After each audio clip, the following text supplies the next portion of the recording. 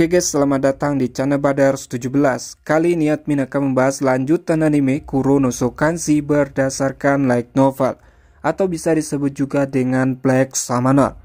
Admin ingatkan ini adalah lanjutan dari video sebelumnya, jadi bagi yang belum menonton video sebelumnya, silahkan ditonton terlebih dahulu.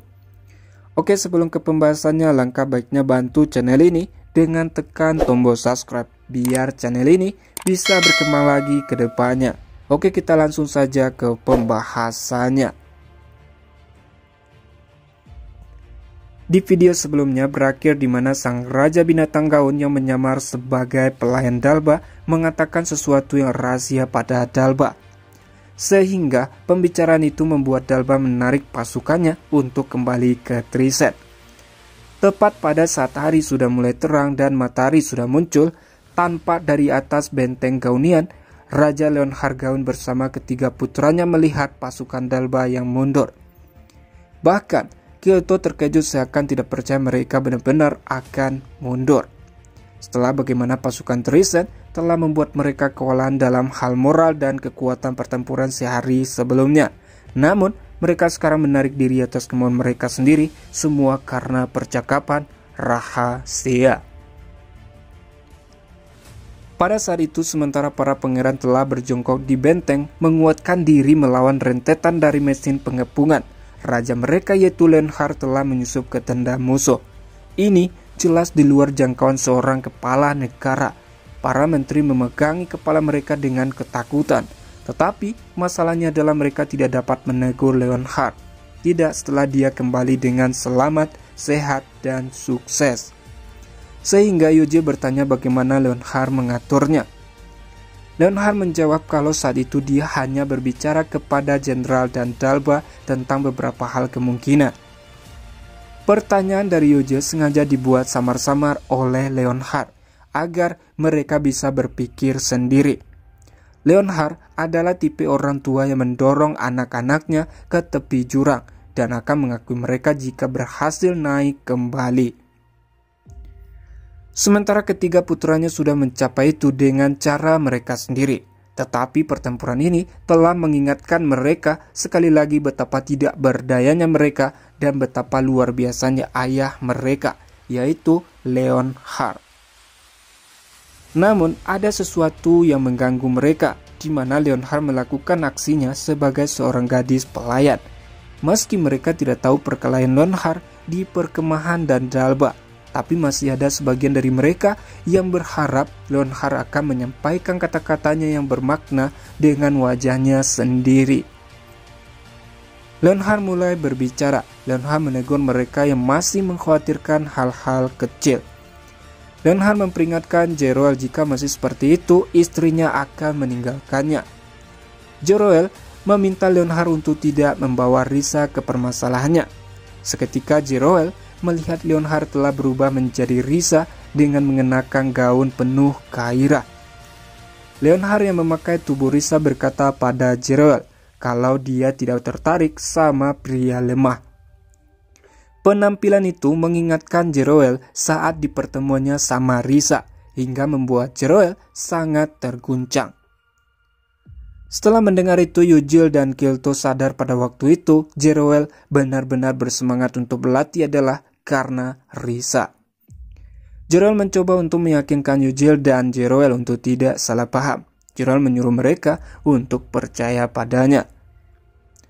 Pada saat Jeroel kebingungan, Leonhard sekali lagi berubah. Kali ini ia mengadopsi citra versi Risa yang terlihat lebih dewasa, sambil berkata kalau dia sebelumnya telah mengingatkan Jeroel bahwa tidak suka pria lemah. Ia takut hubungan mereka akan putus. Itu adalah pukulan yang mengerikan. Jeroel entah bagaimana menemukan kekuatan di dalam tubuhnya yang terluka untuk berlari ke dalam benteng, melolong keras saat dia pergi. Pada saat itu juga Leonhard kembali terlihat seperti pelayan Triset. Hal itu bagi Leonhard setidaknya akan mendorong Jeroel berlatih lebih keras lagi. Intinya, di sini Leonhard menggerut kembali trauma masa lalu ketiga putranya, sehingga Yujil dan Kyoto melakukan hal yang sama seperti Jeroel. Scene pun berpindah. Hari ini adalah hari kedua party Kelvin kembali ke park. Goldiana telah memberitahu Kelvin tentang situasi Torat dan Kaun, yaitu bahwa kedua negara telah berhasil mengusir kaum Trisenian. Untuk beberapa alasan, Ordo Kesatria Sihir telah mundur bahkan sebelum bertukar pukulan dengan Torat. Jadi ada agen yang menyelidikinya saat ini. Menurut Azrath, Clive diperlakukan sebagai KIA di Trisen dan perintahnya telah ditugaskan ke Tristan. Kelvin bukan satu-satunya yang berpikir kalau mereka memiliki kecurigaan pada Tristan, yang tampaknya menjadi kunci dari segalanya. Sementara Dahak telah mengalami 180 dari depresi tentang penolakan Goldiana hingga praktis meledak dengan energi saat Kelvin memberinya izin untuk mengelola tanah di belakang rumah mereka. Kelvin telah menggunakan Great Magic untuk menyempurnakan tingkat keasaman tanah sebelumnya, lalu memberikan Dahak kebebasan. Untuk amannya, Kelvin telah memberitahu orang-orang par bahwa mereka sekarang merawat naga di tempatnya. Kelvin pikir dia perlu meluangkan waktu untuk meyakinkan mereka bahwa itu baik-baik saja, tetapi mereka hanya mengangkat bahu dan mengangguk. Lebih lagi, Kelvin sangat berterima kasih pada Rio yang memberinya izin. Dahak saat ini dengan semangat mengelola tanah bersama Boga. Rion bingung kenapa Dahak harus capek-capek untuk berkebun. Bukankah Dahak bisa dengan mudah menumbuhkannya dengan keahliannya dengan cepat? Dengan begitu, Dahak jelaskan pada Rio bahwa hal itu hanya akan mengurangi kesegaran dan rasanya, bakal turun beberapa peringkat dan benar-benar akan merusak tanah. Jadi, Dahak hanya akan menggunakan kemampuannya seketika dia bertarung. Sebelum Kelvin menyadarinya, Dahak telah berubah kembali ke bentuk manusia, sekarang mengenakan pakaian pertanian dan memegang cangkul. Oke guys, untuk melihat status party Kelvin yang baru, silahkan di pause videonya.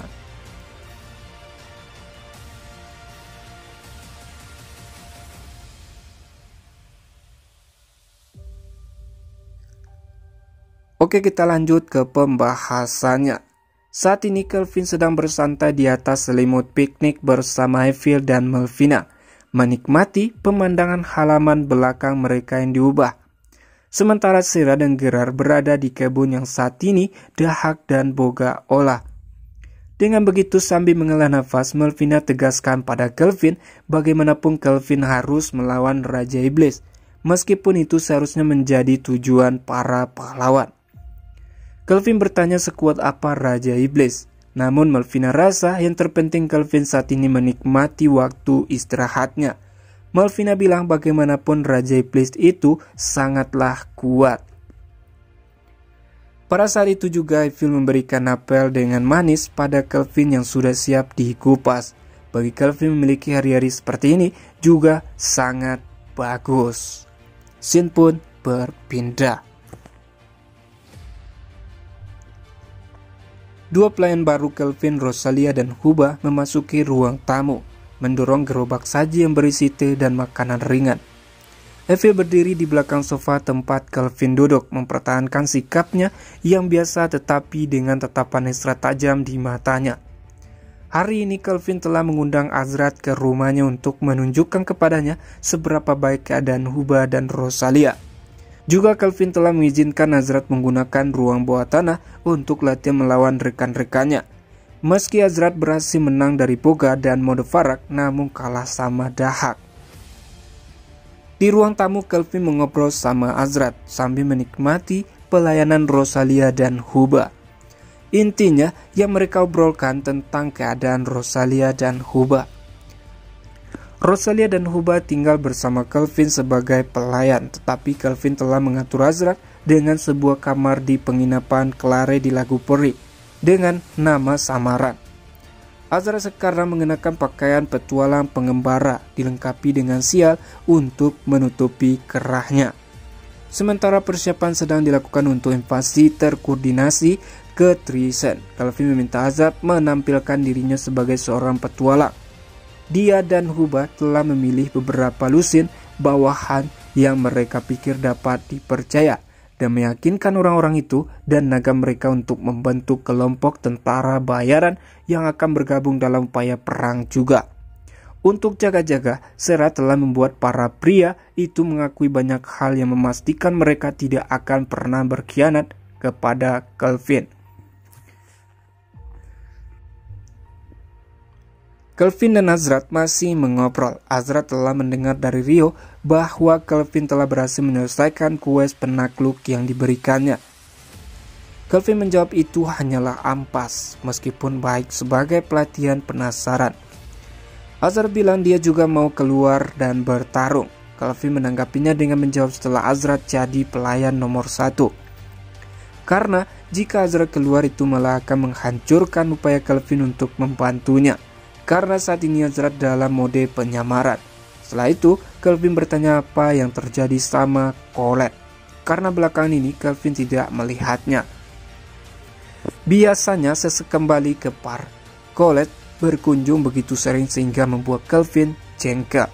Sekarang Kelvin bagaimanapun tidak menerima kabar darinya. Hal itu rupanya sangat mengganggu Melvina sehingga kemarin dia hanya meminta isi ulang sebanyak 5 kali. Azrath menanggapi pertanyaan Kelvin. Azrath bilang kemungkinan dia lagi sibuk untuk mempersiapkan tentaranya dalam menghadapi perang. Setelah mendengarnya, Kelvin hanya bisa berharap itu benar. Namun, Azrath bilang kalau dia pernah mendengar sesuatu dari Sutola, bahwa dia bilang Kelvin pria bernafsu yang berhasil merayu bahkan Oraga, sehingga Kelvin mendapatkan saluran ke Deramis. Dan bahwa Kelvin benar-benar mesum atau semacamnya. Kelvin hanya kaget mendengar pendapat adik dari Azrath tentangnya, namun tidak menyangkalnya. Sepertinya Kelvin tidak bisa meremehkan jaringan intelijen saudara perempuan Azrath.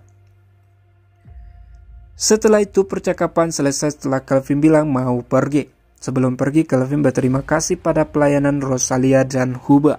Kelvin juga meminta Azrath untuk memberikan surat pada Rio. Awalnya Azrath heran kenapa tidak Kelvin saja yang akan memberikannya. Namun Azrath setuju setelah Kelvin bilang akan melakukan sesuatu yang mendesak. Setelah melihat Azrath pergi dengan surat di tangannya, Evil dan Kelvin bertukar pandang dan saling mengangguk. Saatnya bagi Kelvin untuk bergerak juga. Tapi sebelum itu Kelvin memberitahu Rosalia dan Huba kalau dia akan pergi ke sesuatu tempat sama Evil. Jadi Kelvin mengingatkan mereka untuk mendengarkan apa yang Elie dan Ruka katakan. Rosalia menanggapinya dengan mengangguk, namun Huba bertanya apakah Kelvin dan Evil pergi berkencan lagi. Evil dan Kelvin memandang dengan wajah datar saat Rosalia memukul kepala Huba dengan keras. Scene pun berpindah. Seperti yang Azrath janjikan, Azrath pergi ke Guild dan mengirimkan surat Kelvin ke Rio. Setelah itu dia berbalik untuk turun dan mencari quest yang bagus. Namun sebelum Azrath mencapai pintu, dia dipanggil kembali oleh Rio yang matanya tertuju pada surat itu. Untuk beberapa alasan, Guild Master memiliki ekspresi serius di wajahnya. Rio bertanya, kapan terakhir kali Azrath melihat Kelvin? Azrath bilang setengah jam yang lalu. Azrath bertanya mengapa. Rio memegangi kepalanya dengan jelas dalam kesulitan, tapi Azrath tidak tahu apa yang sedang terjadi. Rio menyuruh Azrath membaca surat Kelvin sendiri. Oke guys, silakan pause videonya untuk membaca isi surat Kelvin.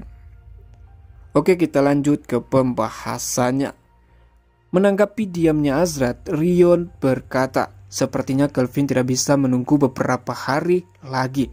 Atau berdasarkan pilihan kata-katanya, Rio berani menebak bahwa Kelvin berencana melakukan ini sejak awal. Sejujurnya, Rio bingung apa yang harus Rio lakukan dengannya. Resepsionis Enji akan membuktikan bahwa pada hari itu ada pekikan aneh yang berasal dari kantor Guild Master yang mengguncang tanah. Scene pun berpindah. Saat Azrath pergi, Evil dan Kelvin diam-diam menyelinap keluar dari bar dan menuju tempat yang tidak terlihat, di mana Kelvin dengan cepat memanggil semua pengikutnya. Kelvin telah mengatakan bahwa Daha keluar, tetapi kenyataannya adalah bahwa semua orang telah berada di dalam kolam ajaibnya. seluruh pertunjukan itu demi menuju ke Trisent sendiri. Kelvin telah mempercayakan Rosalia dan Huba pada perawatan Elie dan Ruka, dan juga menyiapkan peran yang tepat untuk dimainkan oleh Azrath. Jadi tidak diragukan lagi, Azrath bakal mengejar Kelvin bersama Rosalia dalam bentuk naga setelah mengetahuinya. Kelvin dan pengikutnya berangkat ke Grand Scarlet Canyon dengan terbang menggunakan Dahak, Medovarak, dan Boga. Tentu saja itu dilakukan Kelvin untuk mencocokkan waktu Ordo Ksatria Baja yang seharusnya berbaris menuju Trisent. Menurut Azrath, Jenderal Ordo dan Dalba terkenal sebagai prajurit paling kuat di negara itu.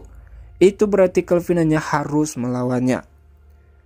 Setelah Rion naik ke punggung Medovarak, mereka semua mengikutinya dan berangkat.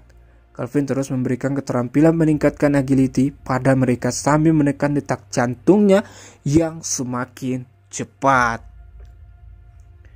Oke guys, cukup sampai di situ dulu pembahasan kali ini. Terima kasih sudah nonton sampai habis. Salam nakama.